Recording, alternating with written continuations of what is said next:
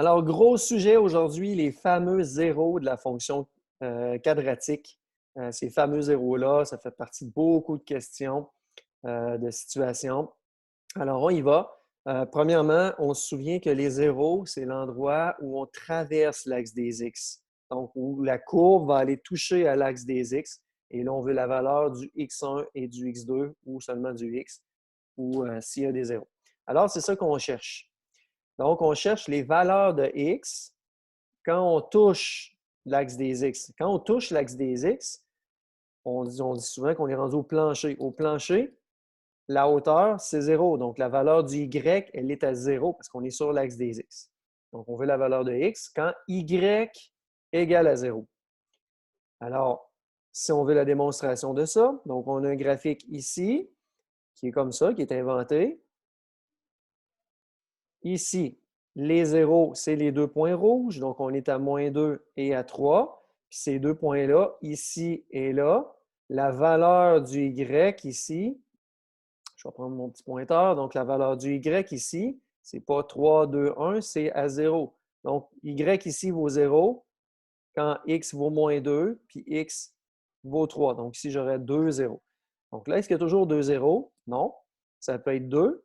Si c'est le sommet qui est juste qui touche à l'axe des X, il y en a un seul. Et si dans une situation où la parabole allait par en haut, bien, il n'y en aurait pas. Donc, il y a trois situations. Il peut ne pas avoir de zéro, il peut avoir un seul zéro, et souvent, il y a deux zéros.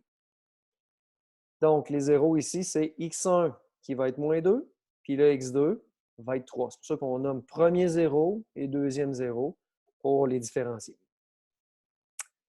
Comment on fait maintenant pour algébriquement trouver les zéros? Donc, si on est en forme canonique, donc comme celle-là, la méthode, c'est d'aller isoler le x pour avoir x1, x2. On va voir pourquoi ça va donner 2x. Donc, ça va être d'isoler le x. Il y en a juste un. Donc, si j'ai tout le reste, ça va être faisable. Donc, par exemple, si là, on a fait exprès de mettre un 1 à l'avant du x moyen au carré pour bien voir le a. Alors, si on a cet exemple-là, puis je veux trouver les zéros dans cette fonction-là qui est en forme canonique. Donc, je vais remplacer le y par 0 pour trouver le x. Parce qu'on sait que quand on trouve les zéros, on connaît la valeur du y, c'est 0. Alors, on ne perd pas de temps et on remplace le y ici par 0. Ça, c'est ça qu'il faut faire tout le temps quand on cherche les zéros de n'importe quelle fonction.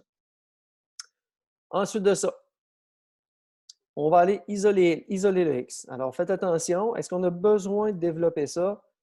Tu peux le faire, mais on se rallonge énormément en faisant ça. Je ne vous le conseille pas. Je vous conseille juste d'aller se débarrasser de ce qu'il y a autour. Donc là, première des choses, on va aller se débarrasser du -4.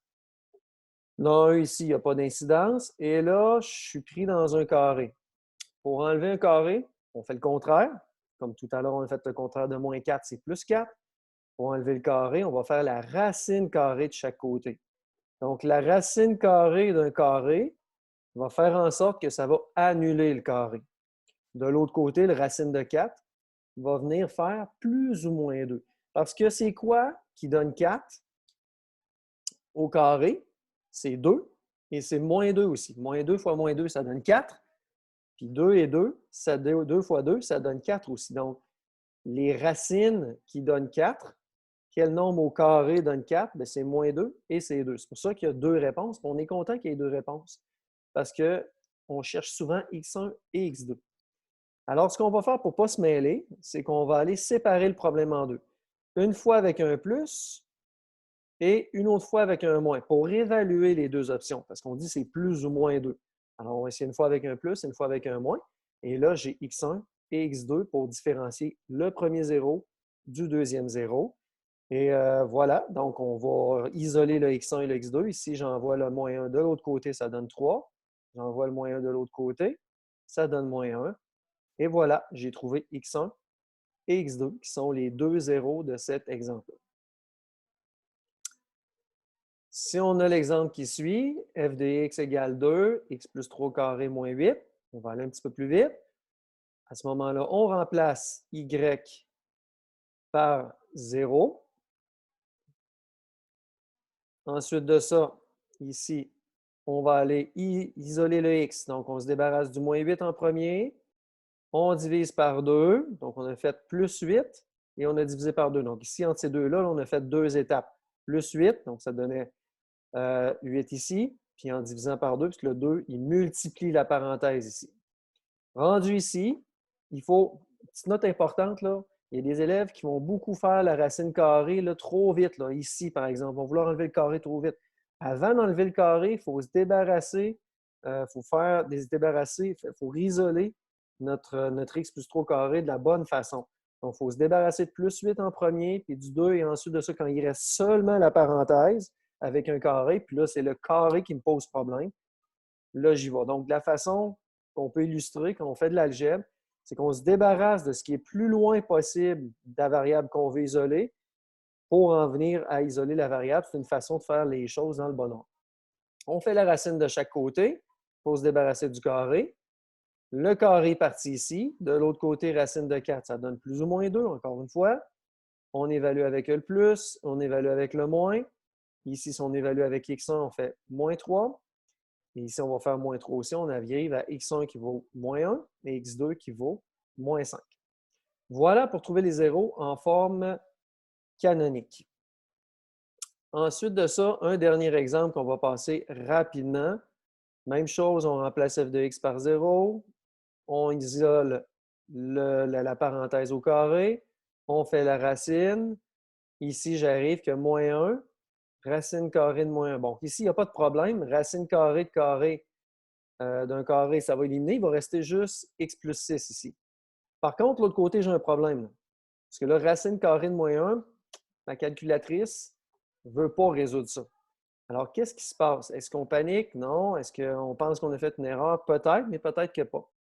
Tout à l'heure, on a mis trois options. Il peut y avoir deux zéros, il peut en avoir un seul, il peut en avoir aucun. Ici, on est dans une situation où est-ce qu'il n'y a aucune solution.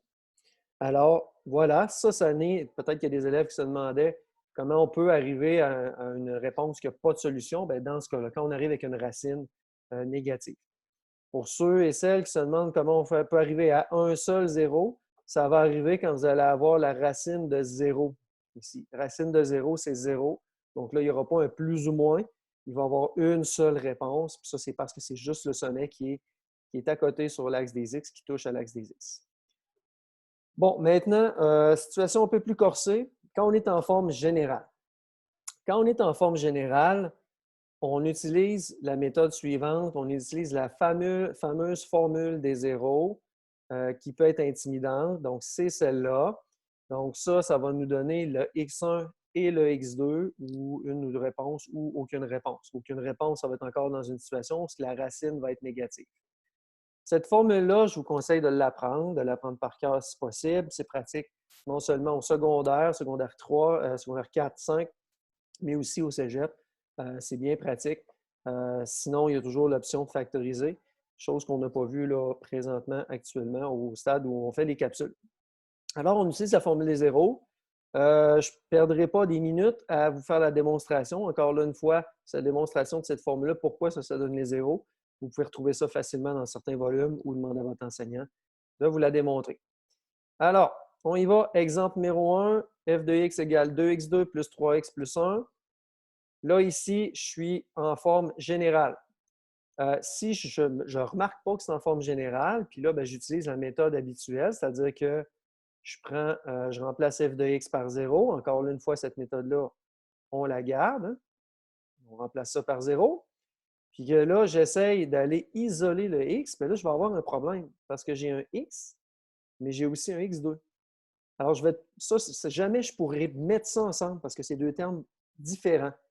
Donc, si je ne peux pas jumeler mes deux x ensemble, alors je vais toujours me retrouver avec 2x. Donc, je ne suis jamais capable d'isoler la valeur de mon x à la fin et d'avoir un seul x ou un x1, x2 parce que j'ai deux x dans mon équation. Alors, c'est là qu'on voit qu'on bloque. Puis quand on bloque, c'est là que la formule devient utile. Alors, je prends ma formule, moins b, plus ou moins racine carrée de b carré moins 4 fois a fois c, divisé par 2 fois a. Je note le A, le B, le C là-dedans et je remplace ça dans ma formule. Laissez-vous pas intimider par ça, ça se simplifie rapidement. Donc, attention ici, je vais faire 4 fois 2 fois 1, 3 au carré. Donc, on va avoir 9 moins 8. En dessous, ou en dénominateur, j'ai 2 fois 2, ça donne 4. Et là, 9 moins 8, ça va donner 1. Là, je me retrouve avec moins 3, plus ou moins racine de 1 divisé par 4. Donc, moins 3 plus ou moins 1 divisé par 4. Une fois que j'ai simplifié au maximum la racine, donc je suis rendu à 1, il faut que j'évalue deux options. Parce que encore là, c'est plus ou moins. Il faut que j'évalue avec une fois le plus, donc moins 3 plus 1, et une deuxième fois avec le moins, donc moins 3 plus 1 divisé par 4. Donc, moins 3 plus 1, ça va donner moins 2 divisé par 4. Ça va donner moins 2 quarts qui va donner moins 1 demi. Je ne sais pas, c'est parce que je cherche mon petit rectangle. Donc, ça, une fois avec un plus, ça donne ça. Et une fois avec le moins, je vais arriver à ce moment-là à moins 3 moins 1. Ça va donner moins 4 sur 4. Je vais arriver à cette réponse-là. C'est comme ça qu'on fait en utilisant la formule des zéros. Ensuite de ça, deuxième exemple, si j'enlève mes petits rectangles bleus, mes petits rectangles jaunes, pardon, ça va pas bien. Je me change mon f de x par 0. J'utilise, je note le a, le b, le c correctement. Je remplace ça dans ma formule. Voilà. Je vais simplifier ce qu'il y a sous la racine. Donc, 4 fois 2 fois 10, on arrive à 80. 12 au carré, ça donne 144. 144 moins 80, ici, 64. La noter que le dessous était 2 fois 2, 4. Racine de 64, ça donne 8. Donc, on a moins 12 plus 8 divisé par 4 et moins 12 moins 8 divisé par 4. Dans les deux cas, si vous le faites, vous allez arriver à moins 5 et moins 1, qui sont les x1 et x2 de la fonction quadratique qu'on avait. Alors, voilà, c'est comme ça qu'on trouve les zéros dans une forme canonique ou dans une forme générale pour trouver les zéros, une fois avec isoler le x, quand il y a un seul x, et une autre fois avec la formule des zéros parce qu'il y a un x2 et un x qu'on ne peut pas placer ensemble.